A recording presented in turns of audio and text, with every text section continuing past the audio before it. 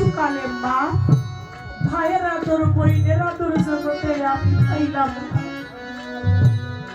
সাথীহারা পাখি যেমন মন পুরা হরিণী, অন্য কিছু চাই না ওই সে বন্ধুর কাঙ্গালিনী। জন্মের আগে পিতা বলল শিশুকালে মা, এই কথা কে বলে? এই কথা বলে আমার দিনের নবী হুজুরে পাক সাল্লাল্লাহু আলাইহি ওয়াসাল্লাম।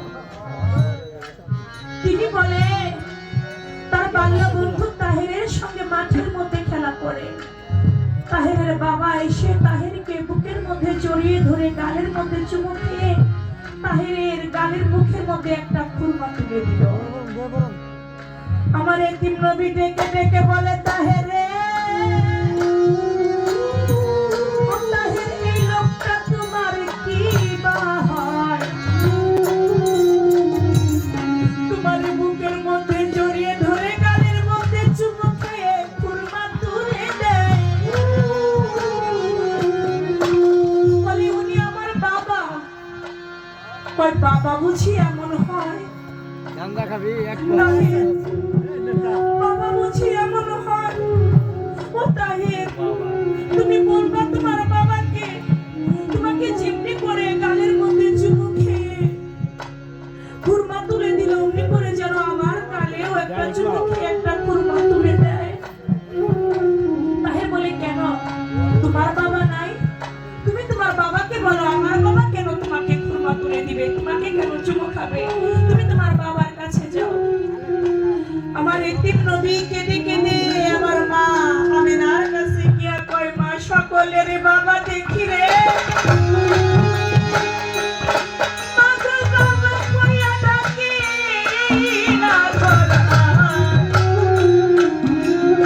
আমার বাবা কোথায় আছে? মা গো বলো নাই আমায়,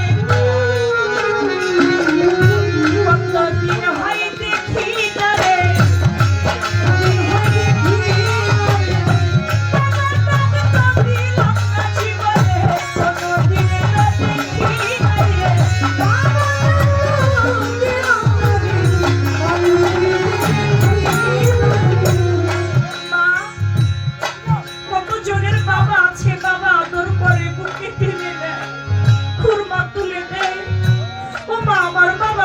আমার বাবা তো একটা দিন আমাকে একটু আদর করলো না। বাবা এতদিন তুমি তোমার বাবার কথা জিজ্ঞেস করো নাই, আজকে কেন জিজ্ঞেস করছো? বাবা তুমি যে আমার আগুন জ্বালিয়ে দিলা, তুমি যে আমার আগুন জ্বালিয়ে দিলা মোহাম্মদ, তোমারও বাবা আছে, তুমি দেখবা তোমার বাবাকে? বলে, হ্যাঁ মা। আইমন দাসীকে সঙ্গে নিয়ে চলে গেল শাম শহরের দিকে। আমার মা আমিনা দূর থেকে দাঁড়িয়ে বলে, মা ওই তো ওই কবরের মধ্যে তোমার বাবা শুয়ে আছে, ওই কবরের মধ্যে তোমার বাবা ঘুমায় আছে। তুমি ডাকো, তুমি ডাকলে তোমার ডাকে তোমার বাবা সারা দিলেও দিতে পারে। আমার এতিম নবীকে দেখে দেখিয়ে কয়, বাবা বাবা একবার উঠো না, বলি তোমারে, আমার একবার বুকে জড়িয়ে ধরে বাবা একটু আদর করো না।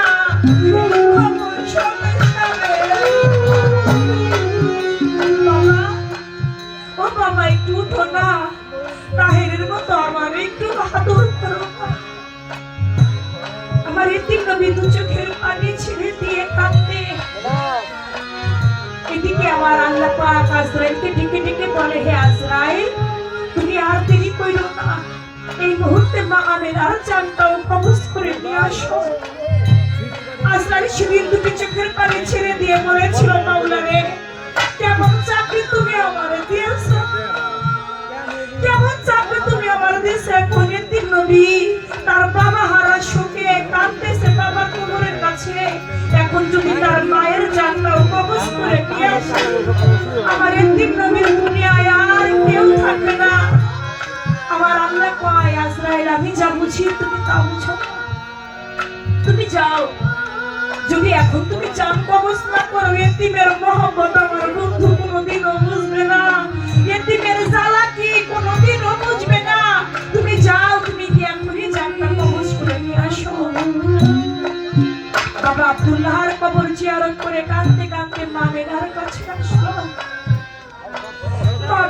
ডেকে ডেকে কয় মা, কতবার বাবাকে ডাকলাম, বাবা আমার একটা ডাকেও সাড়া দিল না।